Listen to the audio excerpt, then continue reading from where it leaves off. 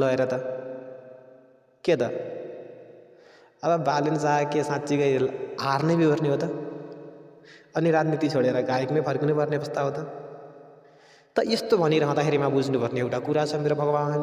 त त्यो के हो भन्दाखेरिमा स्याललाई कालायो भने बजार छिर्छ, यो त सत्य हो। स्याललाई कालायो भने बजार नै छिर्ने हो।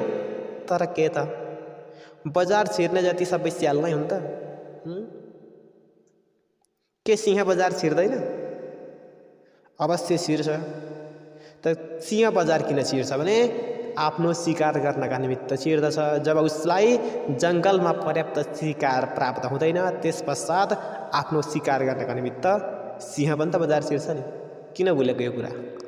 त बालेन भनेको सिंह हो जो सहरमा भएका बेथिति भ्रष्टाचार र कुरीतिको शिकार गर्नका निमित्त सहरमा छिरेको हो। अनि सिंह त फेरि जङ्गलको राजा, जसले जहाँ पाइला राख्यो त्यहाँ विजय हासिल गर्ने भएकाले बालेनको जित निश्चित छ।